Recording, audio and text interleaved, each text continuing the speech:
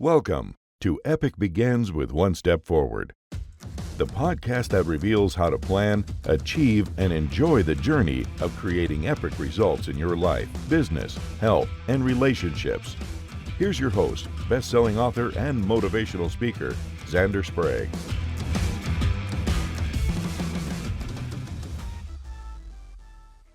Hello, Epic people, and welcome back to another exciting episode of Epic Begins with One Step Forward. I'm your host, Zander Sprague, and today I am so excited to welcome Kimberly Braun. Kimberly, tell us who you are and what you do. I guess in my world of spirituality, that's a dotted line. So at heart, I am a mystic adventurer, and from my earliest years have really found myself impelled by and excited about this becoming who we're meant to be, discovering who we're meant to be, discovering what the world is like, and discovering what are the uncreated aspects of the world that are involved in our being alive.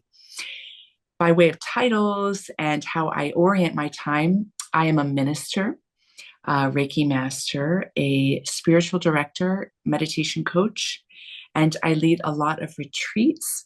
People bring me in to offer the inspirational messages, whether it's a keynote at a conference, whether it's the inspired message at a Sunday service. So I tend to travel a lot, and I am an author. Third book just came out. So. Oh, congratulations. Thank you. Thank you. Well, that is, you certainly have a full plate. I could say I understand, because when people say, what do you do? I'm like, how many things am I going to tell you that I do? Because I do quite a bit. I'm a podcast host. I'm an author. I'm a speaker. I'm a, mental health professional, like all of these things. So I get it. And it keeps it interesting. So we're not just doing the same thing all the time. Yes. Yes. So I'm interested. You're clearly on this epic journey, this epic adventure. Mm-hmm. How did it all start? It's great because epic is such an appropriate word, right?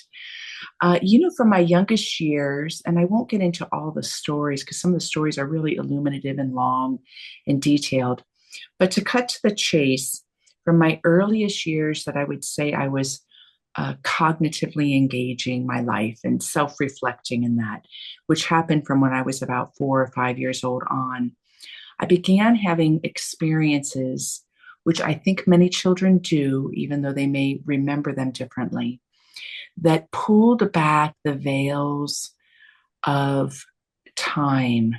And I found myself immersed in timeless understanding of what this world is about and what I am as a human being.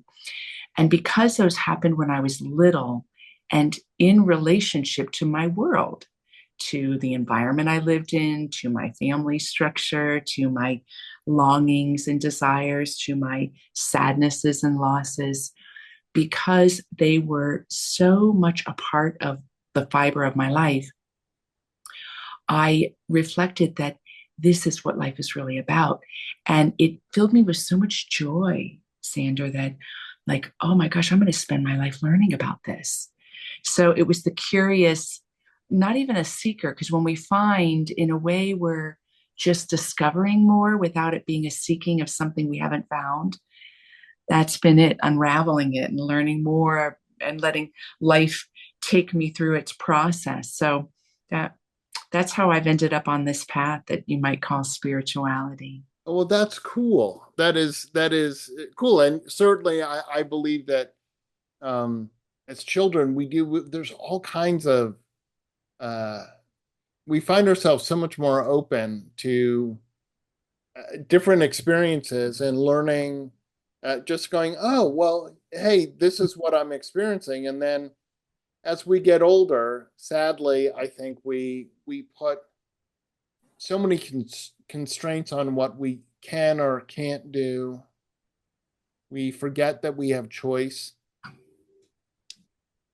And I think choice is so important. It's central to, my whole idea of epic is that just because you've always wanted to write a book or travel somewhere or learn something new, yeah, there are always reasons why we can't do something. Mm. But if you go, I'm not letting that stand in my way, it's actually an Mhm. artificial. And in my book, I talk about that my roadblocks are a mirage. I think all too Mm. often in our own life, we put up roadblocks that actually aren't there. We just perceive that there is a roadblock of us not being able Yeah. to do something. Yes. Yeah. And I think that's part of the homecoming, right? The things that feel like they're limiting us, we eventually discover that it's ourselves, that we are limiting ourselves because of our perspectives and beliefs. So there's a limiting, contracting event happening within, but we discover that it's actually all within us. And then we discover even more that shift in belief, shift in perspective, shift in healing some trauma that we didn't realize we had, that opens the horizons. So I love the way you put that. And we do discover that we have more options than what we thought we did. Absolutely. And you know, the whole idea of for me, for epic, is that we have these things that we dream of doing. We talk about doing it. Oh, someday I'd like to do this. Right. Mm. Now, if you'd asked me in college, Kimberly, if I'd ever write a book, I would say absolutely not. I've written 3 books, and I joke that I'm a talker, not a typer, and I really don't like writing. But I had ideas that I wanted to share, and I figured out how I could write my books Wow. and turn them in, turn them into something. And you talk about those limiting beliefs. I wrote my first book, and then I sat on it for 5 years because I had all kinds of feedback in school that I wasn't a particularly good writer. And I'm like, all right. And I kept telling people I was coming out with a book, but I was no more coming out with a book than flying to the moon Yeah. because I wasn't doing anything to make it happen. Yeah. And I didn't want to be one of those people that 20 years later says, "Oh, I'm doing something." People go, "Yeah, you've been saying that for 20 years." Yeah. I got brave. Yeah. That's another big thing that I'm No, sure I love you and that. I share, which is be be boldly brave, even if you have no idea how it's going to work out, and you yourself don't necessarily believe in it, but you're like, "Well, I'm putting it out there," and I did. And a funny thing happened. Yeah. People liked the book. My first book was about sibling loss, and I heard from people around the world who said how they liked the book, how it was helpful. And for the first year, I honestly didn't believe them, which is terrible, right? Wow. And another thing I talk about, which I think is important, and I want your take, which is I, I believe that for most of us, the meanest person in our life is ourself. You know, Oh, we say mean things to ourselves in our head all the time, like horribly mean things. yeah. I agree. I think as well we couch a lot of this self-judgment and self-hatred in the cloak of we're being responsible. You know, we're taking accountability for our mistakes or our blindnesses. And I think as especially because I've had a lot of experiences where unconditional love of the eternal Mm-hmm.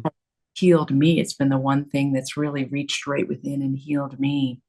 That's where we limit ourselves experiencing that. But when we experience that, the fear is dissolved through this love. That the sense of freedom in being who we are is enabled the more we open ourselves to realize we're actually loved into existence. I mean, that's even a powerful reflection point in and of itself. What if we woke up every day and said, wow, I was loved into existence today? Even if I'm a relational, Mm-hmm. spiritual person, but even if you wouldn't find an affinity with relationship. You have a relationship with yourself, and even waking up and saying, wow, I was loved into existence today. How does that make me feel?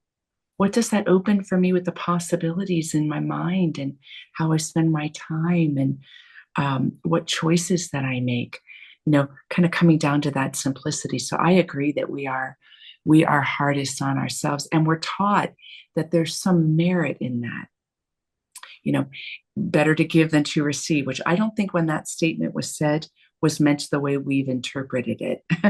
Well, so I was a history and psychology major, so I kind of blend those, and I grew up in New England, right? So I think that at least here in the United States, to talk about what you're talking about being hard on ourselves, is Yeah. this underlying puritanical belief system that most of us aren't even aware of, that we're somehow supposed to, our life has meaning and will if you believe in the thought of going to heaven or whatever your belief system, whatever happens after you die, you need to sort of suffer in your life. The Puritans were really had some, as I look at it, messed up.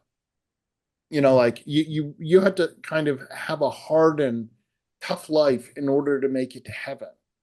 And I actually can trace my heritage to coming from some of that puritanical belief system. As a uh, lifelong Red Sox fan, I can say that that that Yeah. that like, and this is so messed up. But in 1986, when we got one strike away from winning the World Series and all of that, and then we lost, it somehow, heartbreaking as it was like, that's my lot in life. I'm supposed to get close to what I want, but not get it. When they won finally in 2004, I didn't know what to do with that. I literally expected some cataclysmic thing to happen because I just got something I wanted my whole entire life, right? So messed up, Kimberly. So messed up. But I do believe that sort of the we have to work hard. Yes, we have to work hard, but you want to know what? There's so much study around, if we're doing the work we're doing, if 75% of the time we do it in our areas of strength, we're so much happier. Mm. I look at the work that you do and I can see the joy that it brings you. It doesn't probably feel like work so much as getting to share your wisdom. Oh, totally. And getting to even continue the adventure. So even though I'm in a position where people bring me in for specific roles, Right. for me, the role falls away because in my field, standing before the mystery of life is this fascinating field of potentiality. And potentiality is where we discover a new thought. Potentiality is where we discover a new way of being. And it's like the ever ancient, ever new, and that living that new life also touch upon something that is already existing. It's Yeah. kind of when you're like surprised, you're like, oh my God, it was here all the time. Yeah. So yeah, absolutely. I mean, I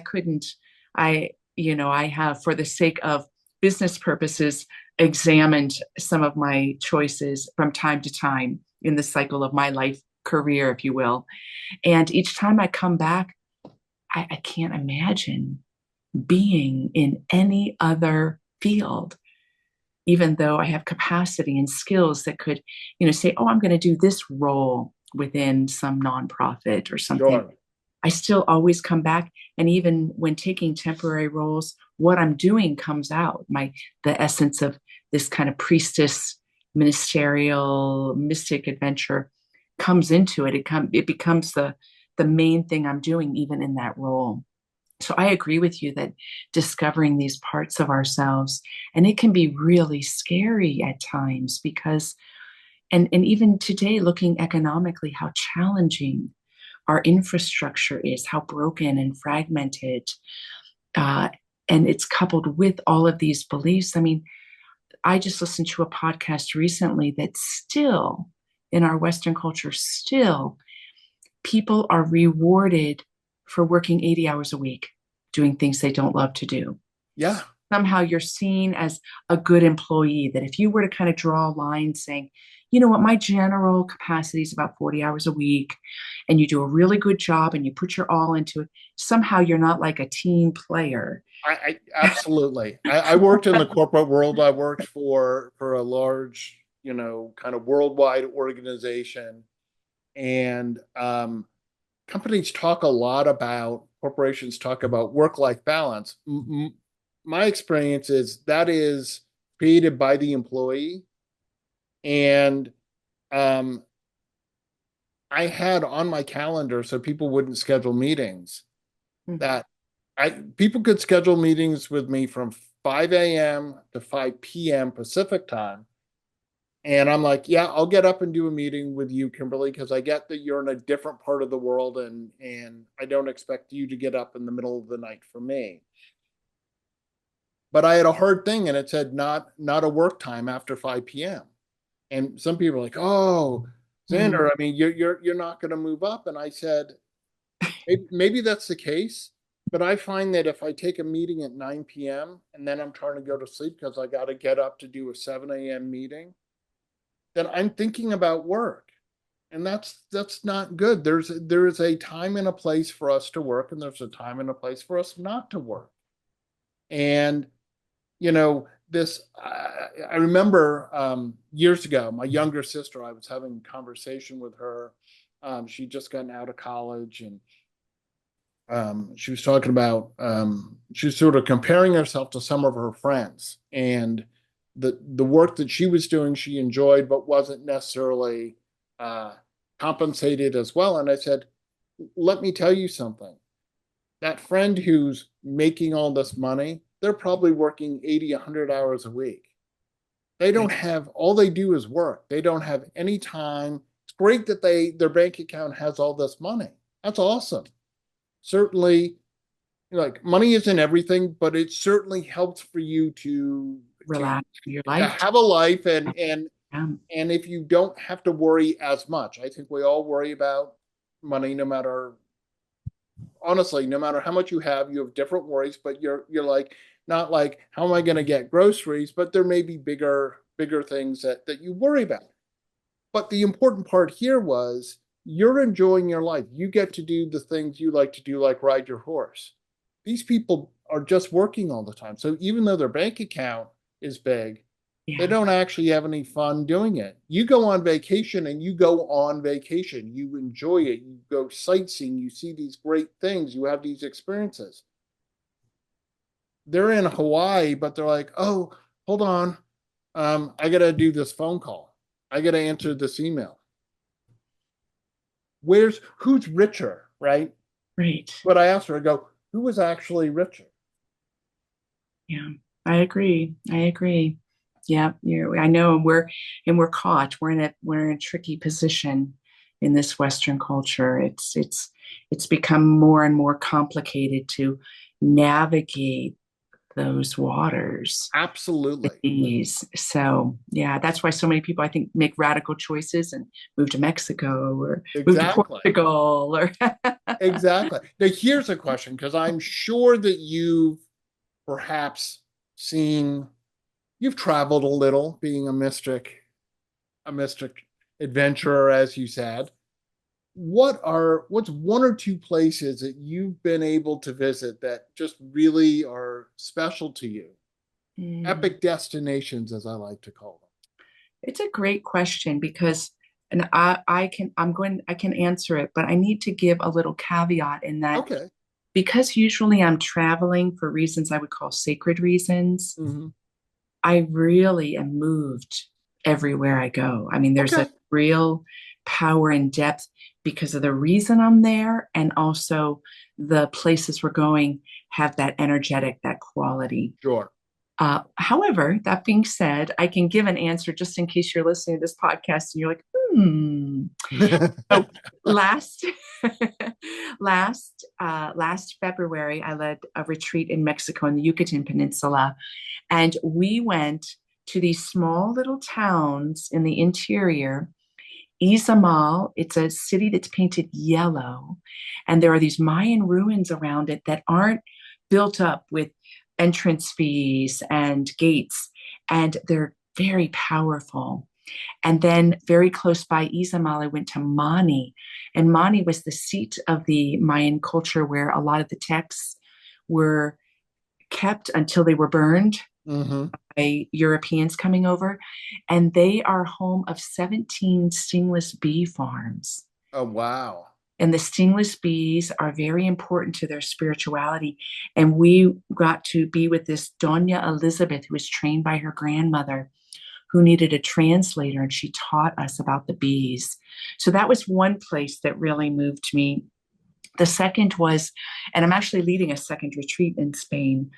I went to Spain and I took people to 5 locations where mystic poetry was written in the 1500s. Oh, wow. It's really powerful poetry. And the energy of the place, because the person that wrote the poetry was experiencing something very powerful, was so moving.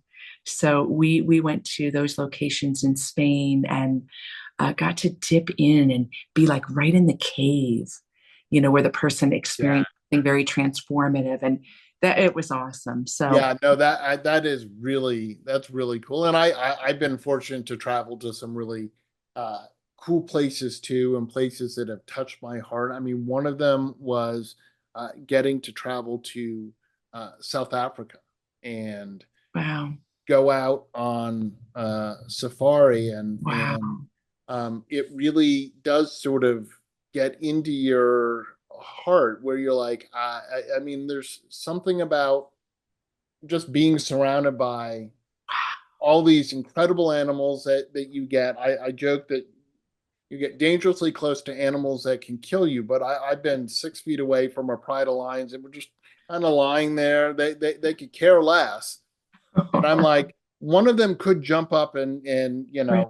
you start to have those like, I could die right here, but I'm not going to, and I'm just going to enjoy the fact that I'm getting to observe them literally in their natural habitat and what they do. Oh my They're God. really cool, but they're honestly not that exciting because they're sleeping most of the time. And well, like if you have a house cat, you've seen your cat sleep, so it's just a bigger version of your house cat sleeping. So It's awesome. I mean, Oh, I watched two leopards sleep for like 45 minutes. We just sat there and they're just sleeping. I'm like, okay. I mean, it was great. I mean, but then one of them got up and they had killed this impala, and then there was a mother and a juvenile. The mother got the impala and came up and like really right next to our Jeep where we were parked, there was a tree, and she climbed up the tree with the carcass. That was so worth 45 minutes of watching cats sleep, let me tell you. That 5 minute period where she left and came back was just incredible. So, and I've been able to travel to Mexico, not where you have, but yes, I too can say my travels to Mexico. I've gone to some places where there's great energy. It's hard to explain, but you're kind of like, I just feel that there's a certain vibration here. yes, yes, yes. I love that. And thank you. I love epic destinations. Yeah, well, I have a whole thing where I talk about epic destinations because I think it's uh, what fun is it to be able to go places if you don't share it with other people, so other people can go, oh, I'd like to go there. That would be fun. Yeah. And so I'd like to ask my guests this question. For me, a powerful thing is not yet, the concept of not yet. Mm. Have you finished your book? Not yet, right? Doesn't mean you're not going to. It just, as we both know, having written books, you say not yet, especially if you're in the editing process. Are you done editing? Not yet. Doesn't mean you're not going to be. But when it comes to the things that you still want to do, Kimberly, what's one or two of your not yet? Maybe it's visiting someplace, maybe it's doing something. I just am always interested to find out what people's not yet is. And maybe you don't have one. Maybe you're so fulfilled. I think I live between both of those, the fulfilled and not yet, both coexisting. Okay.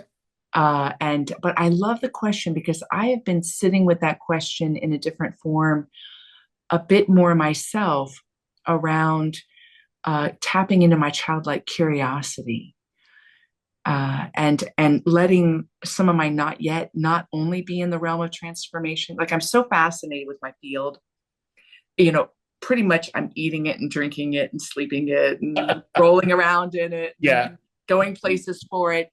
And I've begun to explore, like, but what are other things? Like, what are some other things that are just for the joy of being alive, that sure. are niggling within me? And one of them would be to choose like 5 or 10 renowned high energy places and go, like being at Stonehenge and some of the places in Ireland and Scotland that are so renowned for their energy, and like just choosing, like, around the world 5 or 10 of those and make it kind of a bucket list over the Definitely. next 10 years or 15 years. That's one of them. Around the world for energy. Look at that. Yeah. And then the second one is I would really like to explore music more. I used to be a pianist, but I haven't played in 20 plus years. And I still chant a lot, but there's creativity within me. Like, I'm feeling some of this chant I know, having cello be a part of it and soundscapes. And so I think I am really feeling an urge to, I want to create, and I want to step in the unknown because I have a feeling for it. Like something, it's meant to be in form in an audible way that I'm experiencing energetically, but I don't know what it is. Yeah. And I would really love, I'm in the not yet around that. That's awesome. That's a really great not yet. It's there, but it's amorphous right now. I know it's there. I can feel it. I can see it, but how do I put it into something that other people can also? That's awesome. Yes. That is so cool. That is so cool. Well, Kimberly, how can people find you, find your book, experience your awesome energy? Oh, thank you for asking. So if you're listening to this podcast and you feel a connection, you feel a resonance, I would love to connect with you. I'm going to hold up my book because you can see my name, Kimberly Braun. Yeah. Everything is on my website. Look, even the iPad's zoning in on it. It is. Look at that. Technology at its best, I guess. I have 3 books, 3 CDs, online courses. I have an online community, and I've also just begun a Patreon profile where you can get free weekly mystic moments, and you can participate through a very low cost membership in a lot of things I offer. Meditation immersions. We do mystic explorations, which is where we take people who are renowned for very deep insights and illuminations, and we learn from them and we discover our own wisdom. My retreat is there. My newsletter is there. So KimberlyBraun.com, you can find it all. Great. And I'll make sure to have a link to Kimberly's website in the podcast description. Thank you. Thank you, Kimberly.